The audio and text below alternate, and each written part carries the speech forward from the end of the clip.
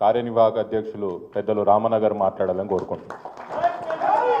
జై తెలంగాణ, జై తెలంగాణ. గౌరవనీయులైన పెద్దలు, మీ అందరికీ ముఖ్యంగా చేవెళ్ళ రాజేంద్ర నగర్ ప్రాంతానికి సుపరిచితురాలు, మీ ఆడబిడ్డ, మీ ఇంటి కోడలు, ఇంకా మీకు అమ్మలాంటి నాయకురాలు పెద్దలు మాజీ మంత్రివర్యులు మహేశ్వరం శాసనసభ్యురాలు అక్క శ్రీమతి సబితా ఇంద్రారెడ్డి గారు, గౌరవనీయులు, తప్పకుండా మీ అందరి ఉత్సాహం, మీ అందరి ఆవేశం చూస్తుంటే ఎంతో కాలం లేదు, తొందరలోనే తప్పకుండా రాజేంద్ర నగర్కు కాబోయే ఎమ్మెల్యే గారు సోదరుడు మా తమ్ముడు పట్లోళ్ళ కార్తిక్ రెడ్డి గారు, అదేవిధంగా వేదిక పైన ఉన్న సోదరి ములుగు నియోజకవర్గ ఇన్ఛార్జ్, మొన్న జరిగిన ఎన్నికల్లో పోటీ చేసి కొద్దిపాటి ఓట్ల తేడాతో అక్కడ ఓటమి పాలైన మా చెల్లెలు బడే నాగజ్యోతి గారు, వేదిక పైన ఆసీనులైన పెద్దలు అనంతరెడ్డి గారు, అదేవిధంగా సోదరి అర్చన గారు, ధర్మారెడ్డి గారు, ఇంకా డీసీఎంఎస్ అధ్యక్షులు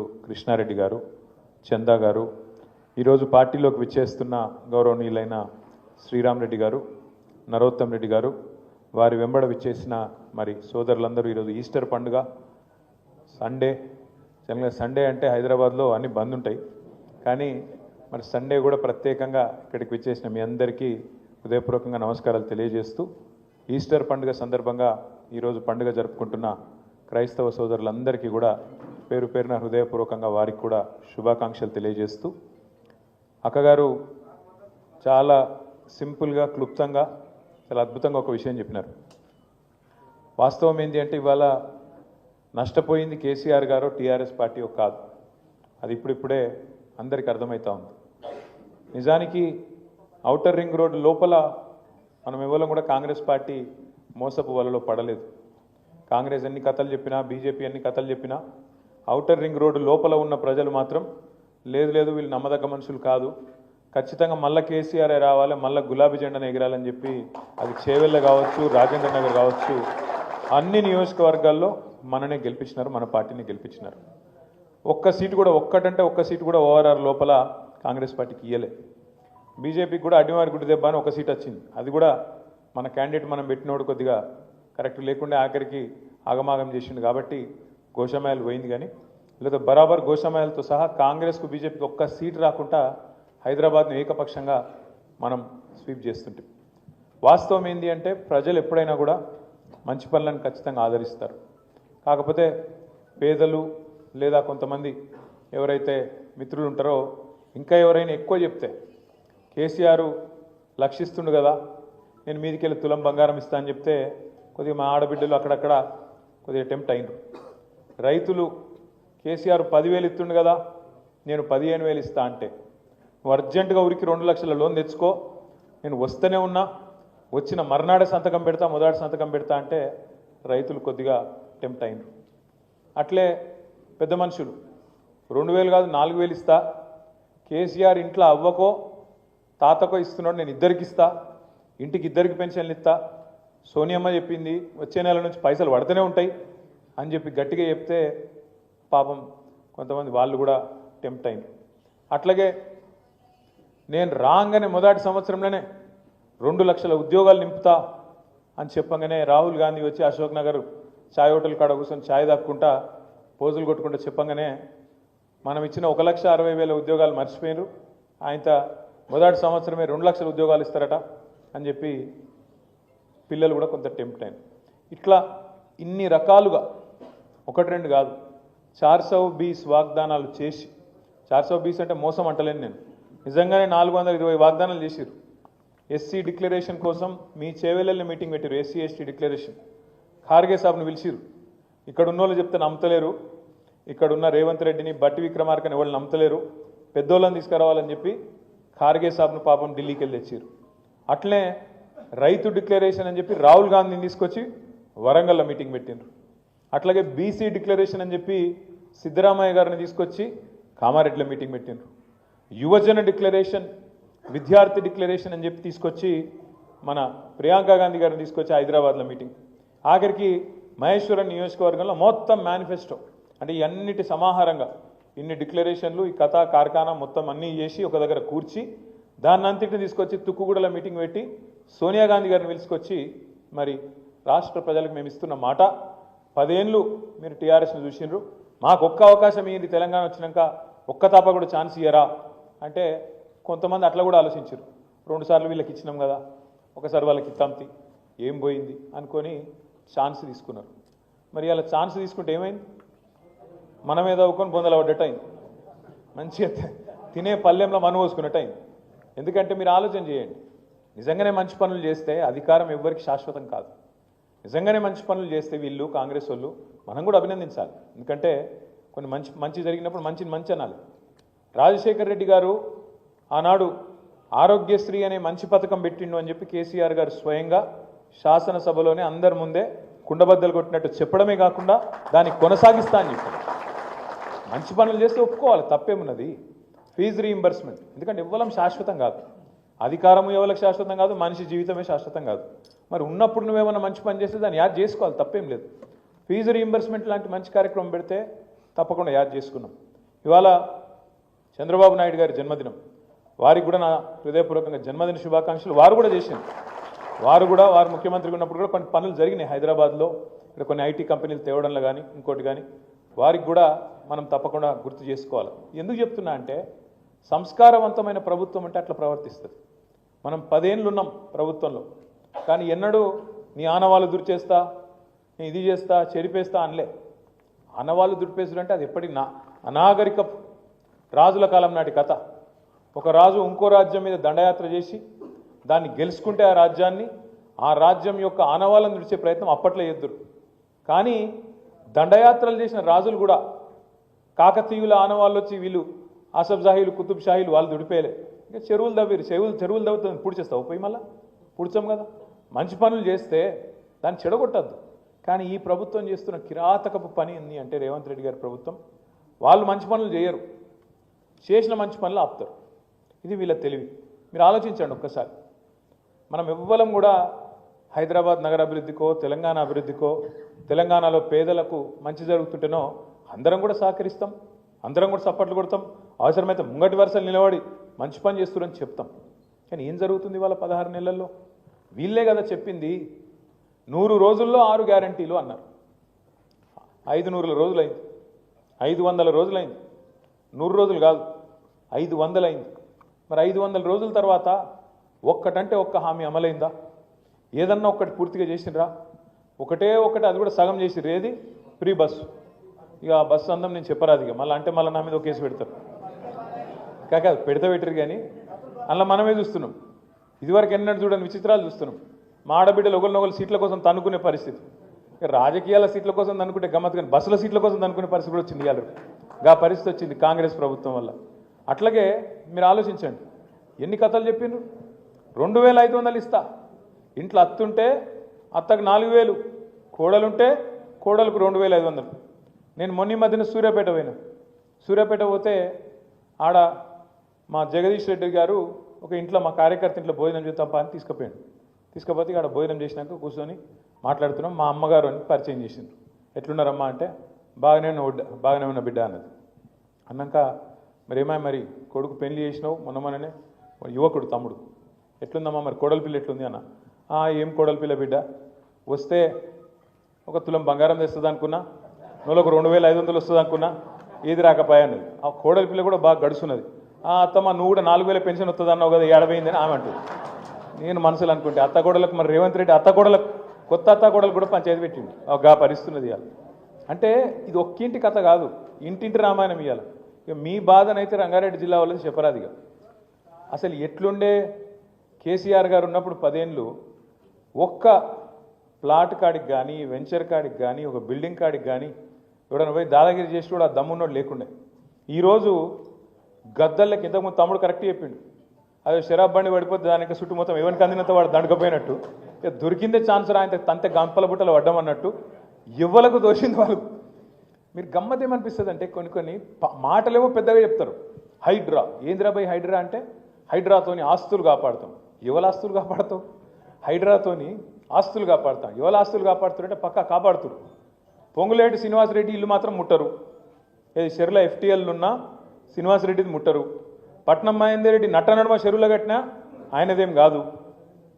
కేవీపీ రామచంద్రరావుది చెరువు మీదనే ఉన్నా ఆయనది ముట్టరు.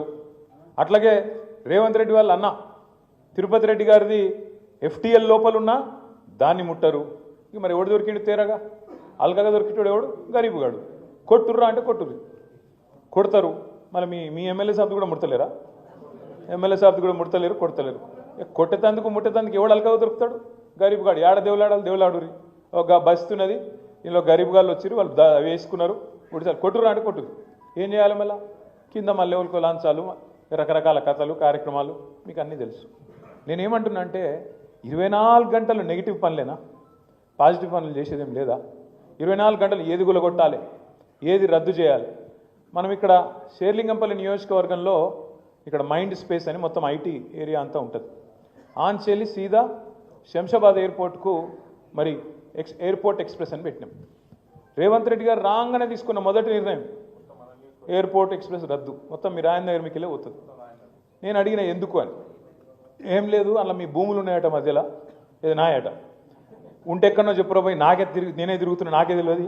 ఉంటే నాకు చెప్పని నేను అడిగిన, మెట్రోలో ఫోన్ చేసి అడిగిన ఏం పుట్టింది ఆయనకు. టెండర్ కూడా అయిపోయి కొబ్బరికాయ మేము సార్ వచ్చి శంకుస్థాపన చేసే 2 ఏళ్ళలో నడిచిపోతుంది. ఎందుకంటే నా ల్యాండ్ ఎక్విజిషన్ కూడా లేదు.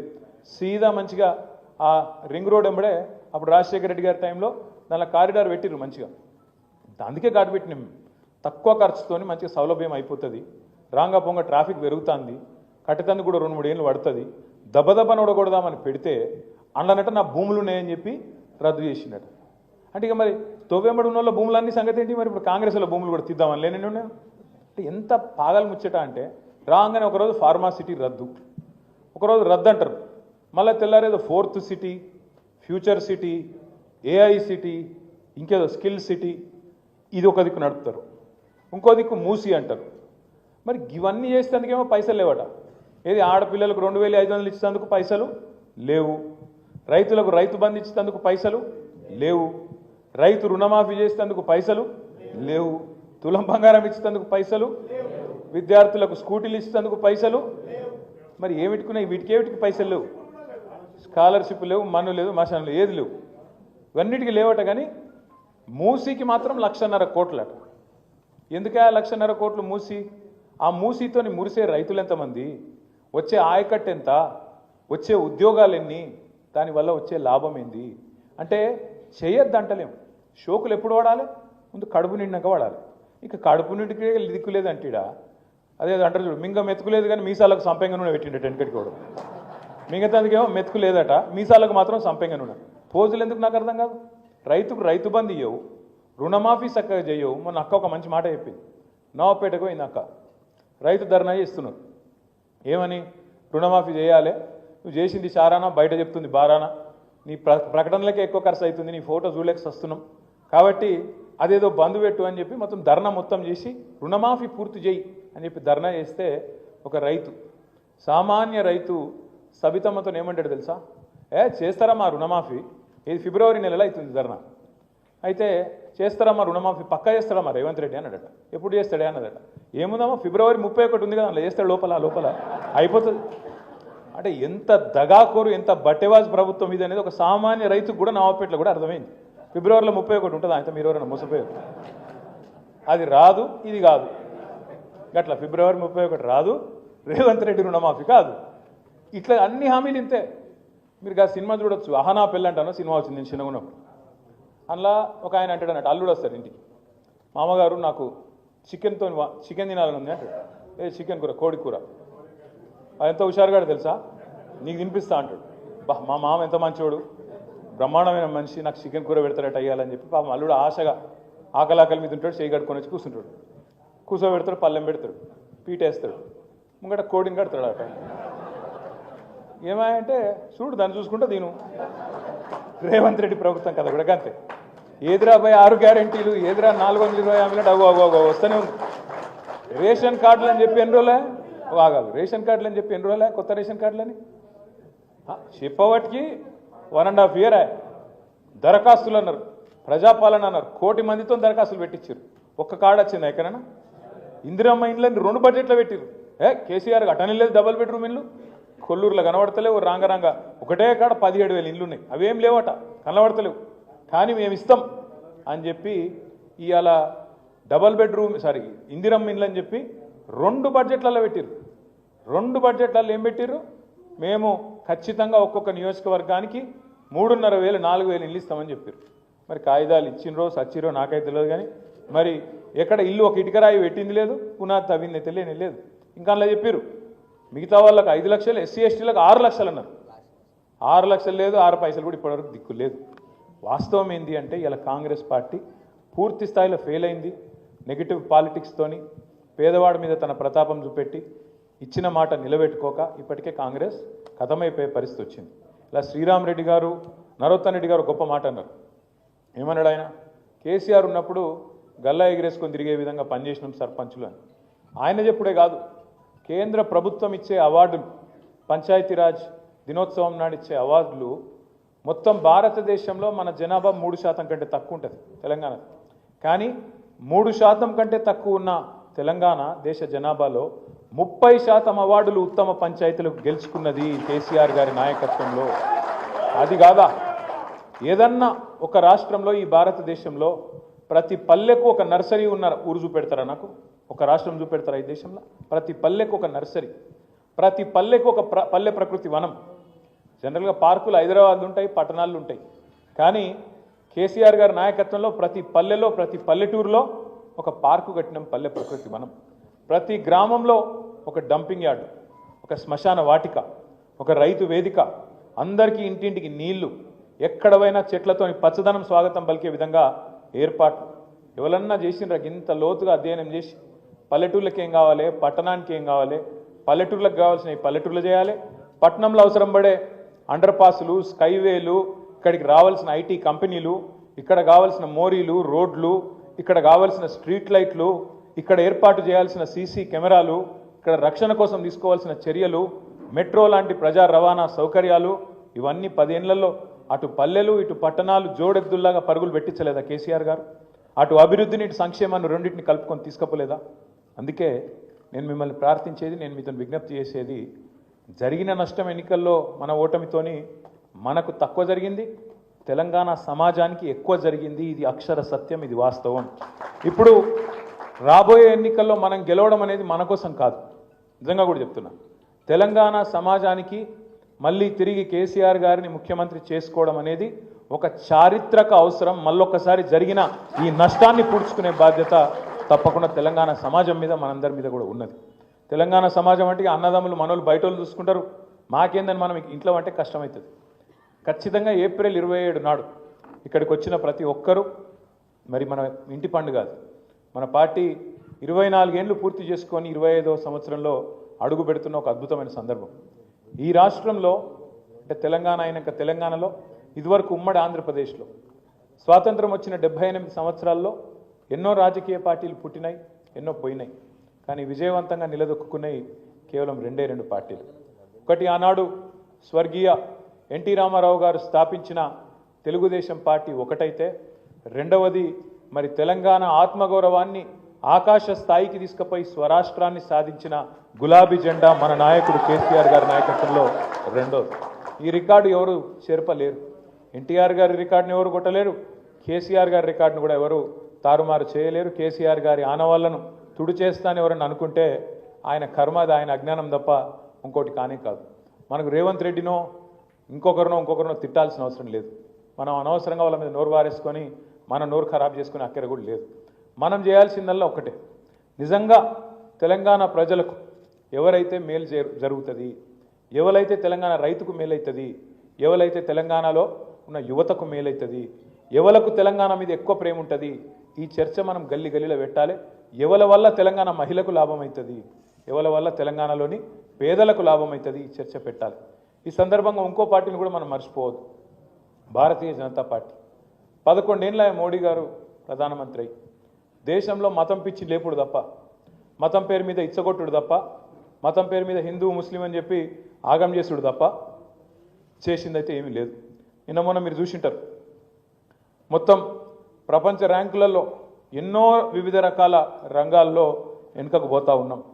రేవంత్ రెడ్డి గారి నాయకత్వంలో తెలంగాణ ఎట్లా వెనుకపోతుందో బడేబాయ్ మోడీ నాయకత్వంలో కూడా వెనుకకు పోతూనే ఉన్నది తప్ప ముంగట పడ్డదైతే కొత్తగా ఏం లేదు. ఎందుకంటే తెలంగాణ విషయమే తీసుకోండి. మోడీ గారి ప్రభుత్వం వచ్చినాక తెలంగాణకు ఒక బడి ఇచ్చిండ్రా ఇప్పటివరకు కొత్తగా? ఒక గుడికి పైసలు ఇచ్చిరా? పోని ఒక కాలేజ్ ఇచ్చిండ్రా? ఒక పరిశ్రమ వచ్చినందుకు సహకారం చేసిండ్రా? మీరు ఆలోచన చేయండి జాగ్రత్తగా. నేను చెప్పే తప్ప ఒప్ప విచారించండి. దేశమంతా మెడికల్ కాలేజీలు ఇస్తారు మోడీ గారు, కానీ ఇక్కడ కేసీఆర్ గారు జిల్లాకు ఒక మెడికల్ కాలేజ్, జిల్లాకు ఒక నర్సింగ్ కాలేజ్ పెడుతుంటే దానికి సహకరించడు. దేశంలోని వివిధ రాష్ట్రాల్లో ప్రాజెక్టులకు జాతీయ ప్రాజెక్టు హోదా ఇస్తారు, కానీ మన పాలమూరు రంగారెడ్డి ఎత్తిపోతల పథకానికి జాతీయ హోదా ఇయ్యరు, కాళేశ్వరానికి జాతీయ హోదా ఇయ్యరు. మనకు ఉన్నయే గుంజుకపోతారు. మన లోయర్ సీలేరు విద్యుత్ గుంజుకపోతాడు. కరెంటు కష్టాల్లో ఉన్నాం స్వామి చెయ్యకు అంటే కూడా వినడు. మీరు రైతుల మోటార్లకు మీటర్లు పెట్టాలంటాడు, లేకపోతే మెడ మీద కత్తి పెట్టి తెలంగాణకి ఇచ్చే పైసలు తగ్గిస్తా అంటాడు. నెగిటివ్ పాలిటిక్స్ తప్ప పాజిటివ్గా ఒక్క పని కూడా ఈ 11 ఏళ్లలో భారతీయ జనతా పార్టీ మనకు చేసిందేం లేదు. ఇంకా ఆ మాటకు వస్తే గట్టిగా మాట్లాడాల్సి వస్తే మనం వాళ్ళకి ఇచ్చేది ఎక్కువ, భారత ప్రభుత్వానికి మనకు వచ్చేది తక్కువ. మనం ఇచ్చేది రూపాయి, ఆడికెళ్ళి వాపసు వచ్చేది 45 పైసలు, అంతకంటే ఎక్కువ మనకు రాదు. మనం ఈ దేశాన్ని సాదుతున్న రాష్ట్రాల్లో ఒకటి. ఈ దేశానికి పైసలు ఇచ్చి పోషించి వెనుకబడ్డ ప్రాంతాలకు ఇవాళ దేశాభివృద్ధిలో నిజంగా జాతి నిర్మాణంలో పాలు పంచుకుంటున్నది తెలంగాణ బిడ్డల చెమట రక్తం అనే మాట నేను గుర్తు చేస్తూ మీ అందరిని ప్రార్థిస్తా ఉన్నాను.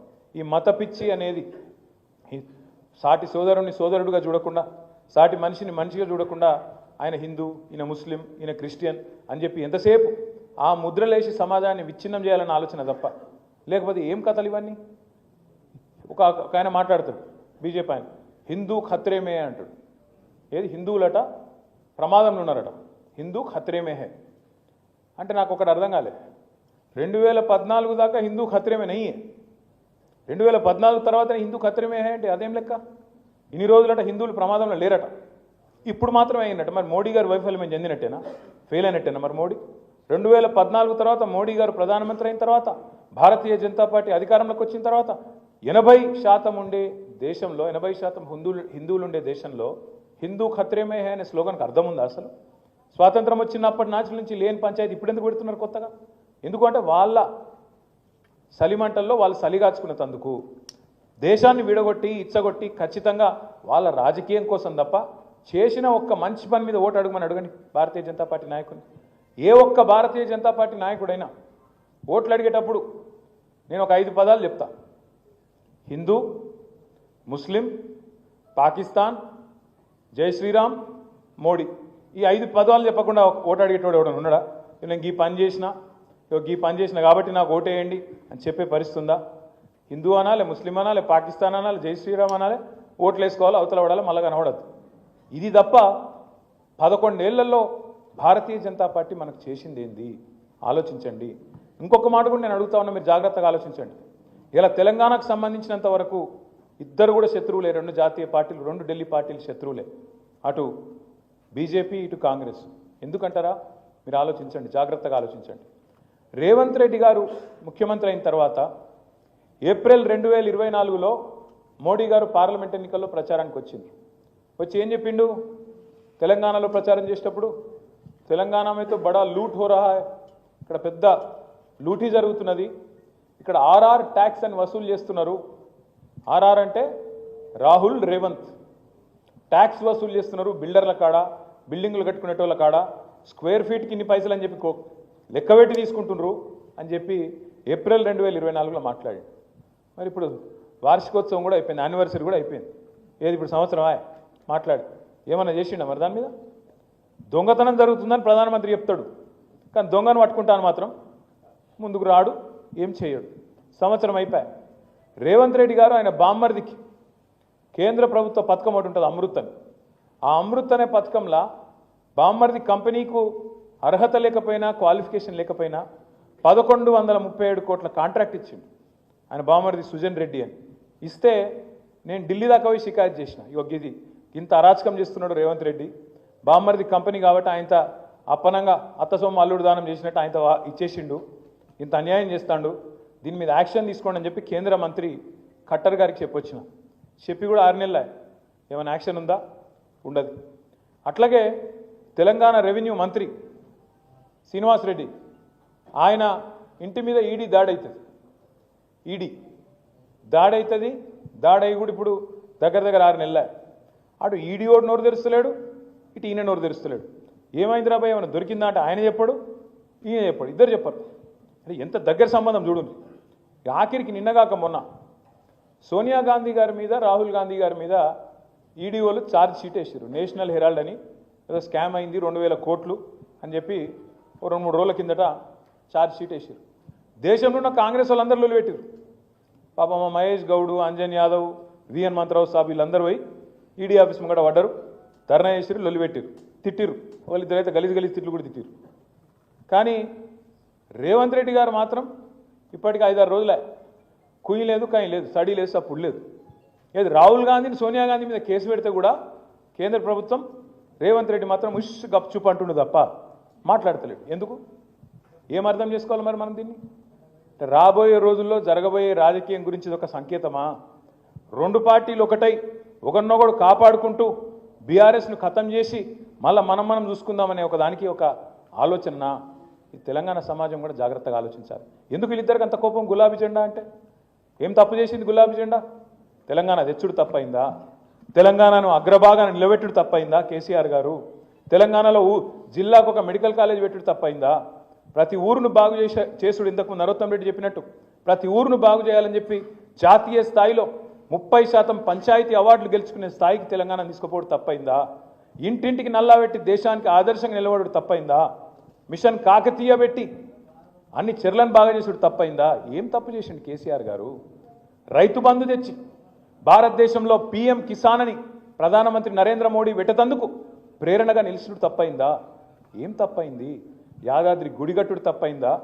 లేదా మా అక్క నాయకత్వంలో మన ఊరు మన బడి అని పెట్టి దాదాపు 26,000 పాఠశాలలు, ప్రభుత్వ పాఠశాలలను 3 దశల్లో మంచిగా చేయాలని ఆలోచన చేసుడు తప్ప, తెలంగాణలో పచ్చదనం పెంచుడు తప్ప, నీళ్లను పెంచుడు తప్ప, భూముల ధరలు పెరుగుడు తప్ప, తెలంగాణలో ప్రతి ఇండస్ట్రీ బాగుపడుడు తప్ప ఏంది మనం చేసిన తప్పు? ఎందుకు వెనుకపోవాలి? ఎందుకు కథం కావాలి బీఆర్ఎస్? అందుకే మీతో రిక్వెస్ట్ చేసేది, ప్రార్థించేది, ఈ పార్టీ ఇంకో 25 ఏళ్ళు, ఇంకో 50 ఏళ్ళు గట్టిగా ఉండు అనేది, మంచిగా ఉండు అనేది. అధికారం ఎవరికి శాశ్వతం కాదు. అప్పుడప్పుడు అధికారంలో ఉంటాం కావచ్చు, అప్పుడప్పుడు ప్రతిపక్షంలో ఉంటాం కావచ్చు. ఎట్లున్నా ఈ గులాబీ జెండానే తెలంగాణకు శ్రీరామ రక్ష. ఇది మనం మర్చిపోవద్దు. ఈ గులాబీ జెండానే తెలంగాణకు గుండె ధైర్యం. ఇది ఉన్నంతకాలం తెలంగాణ గలం విప్పుతూనే ఉంటుంది. గలం విప్పుతూనే ఉంటుంది. నేను ఉత్తగానే అంటలేను. మూసీ అని చెప్పి మూసీలో మీ రాజేంద్ర నగర్ నియోజకవర్గంలోని హైదర్ షా కోట్లో పక్కనే బౌద్ధపురాలో కిషన్ బాగ్లో ఇష్టం వచ్చినట్టు అరాచకం చేస్తుంటే అడ్డుకున్నది ఈ గులాబీ జెండానే, మర్చిపోవద్దు. హైడ్రా పేరు మీద పేద ప్రజల గుండెలు ఆగిపోతుంటే, ఆ దౌర్జన్యాలు ఇష్టం వచ్చినట్టు కొనసాగుతుంటే అటు కోర్టుకు పోయింది, ఇటు నిలదీసింది, ప్రభుత్వాన్ని కడిగేసింది అసెంబ్లీలో. ఇదే గులాబీ జెండా, మర్చిపోవద్దు. లగచర్లలో, కొడంగల్లో అక్కడ ఉండే గిరిజన రైతులు వాళ్ళని 40 రోజులు జైల్లో పెట్టి బేడీలేసి గుంజుకొని వాళ్ళ భూములు గుంజుకునే ప్రయత్నం చేస్తే, అక్కడ ఆడవాళ్ళ మీద అసభ్యంగా ప్రవర్తిస్తే అడ్డుకొని ఢిల్లీ దాకా పోయి కొట్లాడింది ఈ గులాబీ జెండానే, మనం మర్చిపోవద్దు. నిన్నగాక మొన్న సెంట్రల్ యూనివర్సిటీ విద్యార్థులు కంచెగచ్చిబౌలిలో కొట్లాడుతుంటే వాళ్ళకు అండగా నిలబడ్డది ఎవరు? ఈ గులాబీ జెండా కాదా?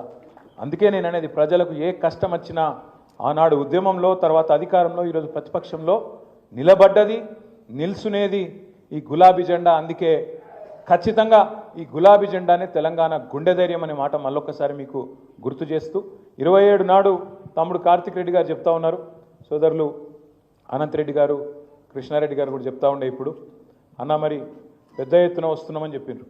కానీ పెద్ద ఎత్తున వచ్చారంటే మీరు దయచేసి ఒక రిక్వెస్ట్, హైదరాబాద్ల మీద ఒక బదనాం ఉంది మన మీద. ఏంటంటే మనం కొద్దిగా హైదరాబాద్ రంగారెడ్డి కరెక్టే అక్క మీరు చెప్పేది. అంటే రాజేంద్ర నగర్ మళ్ళీ ఇటే కదక్క, అయితే రంగారెడ్డి సరే ఓకే. హైదరాబాద్ అంటే మనం హైదరాబాద్లో కలిసిపోయినట్టు అయిపోయినాం కదా. కాబట్టి నేను ఏమంటున్నా అంటే జర వీళ్ళు టైంకు రారనే బదనాం అవుతున్నది మన మీద. టైంకు రారు, వస్తే కూడా మళ్ళీ ఎక్కువసేపు కూర్చోరు. ఒకళ్ళు అటు ఫోన్ పట్టుకొని అటు విక్తారు, వాళ్ళు ఇటు ఫోన్ పట్టుకొని ఇటు విక్తారు. కొద్దిగా బిజీగా ఉంటారు వీళ్ళనే బదనాం అవుతున్నది. కాలాగదు మనకని నేను వేరే ఉద్దేశంతో అంటలేదు. దయచేసి నేను మిమ్మల్ని కోరేది ఏంటంటే, ఇది నా ఇంట్లో పండుగనో మీ ఇంట్లో పండుగనో కాదు, మనందరి ఇళ్లలో పండుగ. ఇది మనందరి కుటుంబమైన ఈ పార్టీ యొక్క 25వ వార్షికోత్సవం. ఖచ్చితంగా దీన్ని అద్భుతంగా చేసుకోవాల్సిన బాధ్యత మన మీద ఉంది. 3-4 పనులు మనం చేసుకోవాలి. ఇంకా వారం రోజులు టైం ఉంది. సరిగ్గా ఇవాళ 20 తారీఖు, మనది 27 తారీఖు రోజు ఉన్నది. మీ అందరితో వచ్చే సండే మీ అందరితో ప్రార్థన ఏంటంటే మొట్టమొదలు మీరు చేవెళ్ళ రాజేంద్రనగర్లో మీరు బాగా హుషారు కావాలి. ఎందుకంటే 2 నియోజకవర్గాల్లో కూడా ఉప ఎన్నికలు ముమ్మాటికి వస్తాయి. 2 కూడా మళ్ళా గుద్ది గెలవాలి, అంటున్నా. గుద్ది గెలవాలంటే ఇక మళ్ళా దిమ్మ తిరగాలి కాంగ్రెస్ పార్టీ, ఆ స్థాయిలో గెలవాలి. నెంబర్ 1. అది జరగాలంటే ఏం చేయాలి? మరి ఎక్కడెక్కడనైతే బస్తీలలో జెండా దిమ్మెలు ఉన్నాయో, ఊళ్ళలో జెండా దిమ్మెలు ఉన్నాయో ఉన్న వాటికి మంచిగా రంగు వేసుకోవాలి, మళ్ళీ పింక్ పెయింట్ పూసుకోవాలి, మంచిగా పేరు రాసుకోవాలి, కేసీఆర్ జిందాబాద్, జై తెలంగాణ అని చెప్పి మంచిగా బందోబస్తుగా ఇంట్లో పండుగకు సిద్ధంగా బోనాల పండుగకు, బతుకమ్మ పండుగకు, దసరా పండుగకు చేసుకోమంతా మంచిగా ఇల్లు చదువుకోవాలి, మంతా ఇల్లు ఉడుచుకోవాలి, సున్నాలు వేసుకుంటే వాళ్ళు ఇప్పుడు ఎల్లమ్మ పండుగ ఉందనుకో చేసుకోరా. అట్లాగే ఇది మన ఊళ్ళో పండుగ లేక మన పండుగ, మన పార్టీ పండుగ కాబట్టి జెండా దిమ్మెలు ఉన్న వాటిని బందోబస్తుగా చేసుకోవాలి. దయచేసి నేను పెద్దలందరినీ కోరుతున్నా, ఏ ఊరు కావురు నరసింహారెడ్డి గారు బాధ్యత తీసుకోండి, బ్రహ్మాండంగా చేసుకుందాం. దబ్బన లేదనుకో ఆడనో ఇన్నో జెండా దిమ్మె కట్టుకోవాలి. ఎందుకంటే కొన్నిసార్లు ఊర్లు పెరిగినాయి, కొన్ని బస్తీలు పెరిగినాయి, పక్క కాలనీలు వచ్చినాయి, ఆడ కట్టుకోవాలి, కొత్త దిమ్మె కట్టాలి. కట్టుకొని వారం రోజులు ఇంత తిప్పి కొడితే మంచి గుంపు మేస్త్రి దొరికితే, అరే ఇక గుంపు మేస్త్రి అంటే ఎట్లా మీరు? అరే నేను రేవంత్ రెడ్డిని అంటలేను, మామూలు మేస్త్రి అంట. అరే మీరు మర్చిపోతురు, ఆ గుంపు మేస్త్రి ఏమో కూలగొట్టేటోడు, నేను మాట్లాడేటోడేమో కట్టేటోడు. ఆయన కూలగొట్టుడు తప్ప కట్టుడు రాదు ఆయనకి. అందుకే నేను మిమ్మల్ని అడిగేది, మంచోళ్ళని పట్టుకొని కొత్త దిమ్మెలు కట్టుండ్రి, లేని కాడ దిమ్మెలు కట్టుకుందాం, బందోబస్తుగా పెట్టుకుందాం. నెంబర్ 1. రెండోది ఉన్న కాడ మంచిగా వాటిని టింకరింగ్ చేసుకొని మంచిగా వేసుకొని తయారు చేసుకుందాం. పార్టీ మెటీరియల్ మొత్తం పంపింది, జెండాలు గిండాలు మొత్తం పంపిరు. మీరు కదిలితే ఎట్లా కదలాలంటే మొత్తం జెండాలు గిండాలు కట్టుకొని మంచిగా మెడల కండువాలు వేసుకొని టోపీలు గిపిలు పెట్టుకొని, అరే కదిలినరా భయ్ వీళ్ళు మళ్ళీ రంగారెడ్డి జిల్లా వాళ్ళు కదిలినరు అని చెప్పి కాంగ్రెస్ బీజేపీ వాళ్ళ గుండెలు జారిపోయేటట్టు కదలాలి. మీ బస్సులకు ఇప్పుడు మొత్తం తెలంగాణలోనే రిచెస్ట్ జిల్లా ఏది? మరి మీ కాడ కార్లు ఏం తక్కువ లేవు నాకు తెలుసు. కానీ మరి పార్టీ దూరం అవుతుంది కదా అని చెప్పి బస్సులు పార్టీ ఇంతజాం చేసింది. ఈ కార్లు రాండ్రి, కానీ మీరు పెద్ద నాయకులందరూ బస్సులనే రావాలి, ఒక్కరోజు కష్టపడాలి. కార్తిక్ రెడ్డి గారు నేను కోరుతున్నా, ఆయన కూడా బస్సులనే రావాలి, గట్టిగా సభలు కొట్టారు. కార్తిక్ రెడ్డి గారు బస్సులనే వస్తారు, సవితక్క కూడా వస్తుంటే ఇంకా గట్టిగా ఇంకా గట్టిగా కొట్టాలి. ఎందుకంటే నాయకుడు అనేటోడు ముంగటపడి మనం లీడ్ చేయాలి. ఖచ్చితంగా మనం బస్సు ఎక్కితే మనం ఎంబడి అందరు ఎక్కుతారు. లేకపోతే ఏమవుతుంది, ఎవరి కార్లో వాళ్ళు కూర్చుంటారు, అరే రండ్రా భయ్ అని చెప్పి మీరు బయలుదేరినకు ఆ బస్సు అటుకెళ్ళటే ఎక్కుతుంది. ఆ బస్సులో 10 మంది 5 మంది ఎక్కి ఆయన మధ్యలో దిగి మధ్యలోకి వెళ్ళిపోతారు. మీకు తెలుసు, నాకు తెలుసు. 25 ఏళ్ళ గామాత్రం అనుభవం వస్తుంది కదా, వచ్చింది. అందుకే దయచేసి మిమ్మల్ని కోరేది, ముందే మన మీద బద్నాం ఉంది, కాలాగదని ముందే మన మీద బద్నాం ఉంది, వీళ్ళు చివరి దాకా ఉండరండి. మరి ఉంటామా? చేసుకుందామా? పక్కా చేద్దామా? మీ టార్గెట్లు సబితక్క, తర్వాత కార్తీకు, తర్వాత అనంతన్న, కృష్ణన్న అందరు మీకు వచ్చి కూర్చొని చెప్తారు. మీరు దయచేసి కూర్చొని మంచిగా ఎక్కడోళ్ళు అక్కడ ఇప్పటి నుంచి ప్లాన్ చేసుకోరు. దిమ్మెలు, బంటింగ్లు కట్టుడు, బ్రహ్మాండంగా పోస్టర్లు, వాల్ రైటింగ్లు. ఇక ఇంట్లో పండుగ అన్నప్పుడు ఏమేమి చెప్తామో అవన్నీ చేయాలి. దానికి మీరు చిన్నపిల్లలు కాదు, నేను మీకు బొట్టు పెట్టి చెప్పే అక్కర లేదు, పక్కా చేయాలి. రెండవది, మా పద్మారావు సాబ్ ఉంటాడు, మా చిచ్చా, ఎవరు సికింద్రాబాద్ ఎమ్మెల్యే సాబ్. ఇక హైదరాబాద్లో ఎట్లుంటారో మీకు తెలుసుగా. ఇదివరకు వరంగల్ మీటింగ్ అయింది, మేమందరం మీటింగ్ పోయి వాపస్ వస్తున్నాం. మాకు జనగామ కాడ పద్మరావు సాబ్ పక్కన ఛాయ్ తాగుతుండు. మాకంటే ముందు ఎట్లా వచ్చిండబ్బా అని ఆపుతాం. ఏం సంగతి చిచ్చా గీడేం చేస్తున్నావే అంటే నేను ఇకపోయిన ట్రాఫిక్లో ఆడుకు రానేరలేదు నేను అనవాడు. నేనంటే చిచ్చా నువ్వు మంచిగున్నావే, నువ్వు ఎల్లుడు ఆలస్యంగా వెళ్తావు, మళ్ళీ వచ్చి మధ్యలో ఇరుక్కపోయినా మళ్ళీ ఎటకారం నిష్ఠూరం ఎందుకే నాకు అర్థం కాదంటే, ఏం చేయమంటావు రా మరి నేను ఏం చేయాలి అంటుండు. మళ్ళీ మీరందరూ కూడా అసంటోళ్ళే, మంచిగా కండువ దులిపి మీరు స్నానం చేసి పౌడర్ వేసుకొని మంచిగా దూకొని మంచిగా మెల్లగెళ్తామంటే కుదరదు. ఆడికి ఆ రోజు వరంగల్కు 30-40 వేల బండ్లు వస్తాయి. మరి 30-40 వేల బండ్ల ట్రాఫిక్ జామ్ కాదా? బరాబర్ అవుతుంది. మరి ఇరుకద్దు అనుకుంటే ఏం చేయాలి? ముందు వెళ్ళాలి. ఇక ముందు ఎప్పుడు ఏంది మీరు మాట్లాడుకోరు. ఎందుకంటే డిస్టెన్స్ బట్టి, తోవ బట్టి, ఆడికి పోయే రోడ్డు బట్టి, ఇప్పుడు రోడ్డు మీద ఇంతంత పాటోళ్ళు ఉంటేనే ఆగమాగం అవుతుంది ట్రాఫిక్. మనకు హైదరాబాద్లో అందరికీ ఎరికే మనకు.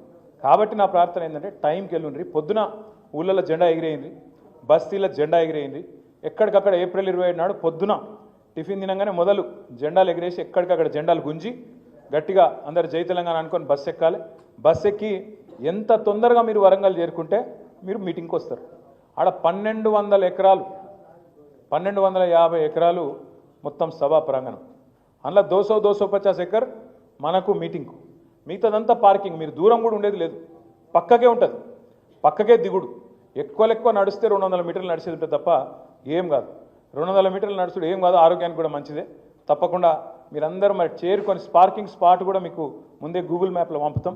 మీరు ఆడికే రావాలి, ఆడనే దిగాలి, ఆడికే వెళ్ళటే మీటింగ్ చేసుకుంటాం. మీటింగ్లో కూడా లంబాచాడో ఏముండదు. ఇక ధర్మారెడ్డి గారు ఇచ్చినట్టు లంబాచాడో ప్రసంగం కూడా ఎవరు అక్కడ కేవలం కేసీఆర్ గారు మాట్లాడతారు. మాట్లాడినాక మళ్ళీ మనం బస్సు ఎక్కుడే, మళ్ళీ మనం డిన్నర్కు ఇంటికి చేరుకున్నాడే. అందుకే ఎవ్వరు రంది పెట్టుకోకుండా మీరందరూ ప్రశాంతంగా మీరు ఎవరి బస్సు వాళ్ళు ఎక్కి, బస్సు ఎక్కుడంటే మళ్ళీ మీరు ఒక్కరు ఎక్కితే కాదు, బస్సు నిండా చూసుకొని మన వాళ్ళందరూ ఇప్పుడే అనుకోండి, ఏ బస్సులో ఏ డివిజన్ వాళ్ళు, ఏ బస్సు వాళ్ళు, ఏ కాలనీ వాళ్ళు ఎంతమంది వస్తుండ్రు అనుకోవాలి. వాళ్ళందరితో మాట్లాడుకోవాలి, బస్సుకి 2 ఇన్ఛార్జ్ పెట్టుకొని పర్ఫెక్ట్ కోఆర్డినేషన్ చేసుకోవాలి. మిగతా వాళ్ళకంటే మీకు ఎక్కువ ముఖ్యం. ఈ 2 నియోజకవర్గాల్లో ఖచ్చితంగా ఉప ఎన్నికలు ఈ సంవత్సరంలోనే వస్తాయి. నేను చెప్పేది ఆషామాషిగా చెప్తలేను. మన రేవంత్ రెడ్డి గారు అసెంబ్లీలో అన్నారు, ఉప ఎన్నికలు రావు అన్నారు. ఏమన్నాడు జడ్జి గారు తెల్లారు, తాట తీస్తా ఇంకోసారి లైన్ దాటితే అన్నాడు. ఊకుంటుందా మరి సుప్రీంకోర్టు ఇష్టం వచ్చినట్టు మాట్లాడితే? నీళ్ళు కూడా అంటే మన మీద ఏదో ఉర్రొచ్చు, రోజు సబితక్క మీద ఉర్రొచ్చు, నా మీద ఉర్రొచ్చు అసెంబ్లీలో. ఇక సుప్రీంకోర్టు మీద కూడా ఉడతామంటే ఇట్లా అల్లుకోరు కదా. అందుకే నేను చెప్పేది, రాజేంద్ర నగర్ వాళ్ళు, చేవెళ్ళోళ్ళు మీరు పట్టాలి. దయచేసి ఏ ఊరు ఊరు ప్లాన్ చేసుకోండి, మైక్రో ప్లానింగ్ చేసుకోండి, ఇన్ఛార్జీలు కరెక్ట్గా పెట్టుకోండి. అనంతన్న కూడా బస్సు ఎక్కాలి, నర్సన్న కూడా ఎక్కాలి, కృష్ణన్న కూడా ఎక్కాలి. ఇక వీళ్ళు వాళ్ళు కాదు, అందరూ మొత్తం అందరం బస్సు ఎక్కాల్సిందే, రావాల్సిందే. మీరందరూ కార్లు ఉన్నోళ్ళే. మీ కార్లు ఉంటే వెనకాల మీ నాయకులను కొంతమందిని కూర్చోబెట్టారు, కార్లు తెప్పించుకోండి. కావాలంటే వచ్చేటప్పుడు కార్లు నేను అద్దంటలేదు, కానీ పోయేటప్పుడు అయితే అందరం కలిసికట్టుగా బస్సులనే పోదాం. మరి జాగ్రత్తగా పోయి జాగ్రత్తగా వద్దాం. ఏ రోజు డేటు 27. వేరే పనులు పెట్టుకోకురి, ఆ రోజు సండేనే.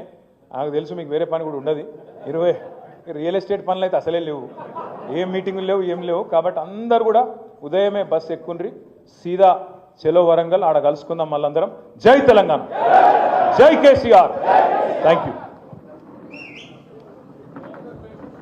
ఒక 2 నిమిషాలు మీరు మీద పడకండి. ఒక మినిట్ మీద మొదలుగా ఇక్కడ దిక్కెళ్ళి రాని, అత్తాపురం రాని అన్న 2 నిమిషాలు. శ్రీరామ్ రెడ్డి అన్న ఒక్కొక్కరుగా అన్న, మీరు అడ్డం రాకు నరసింహ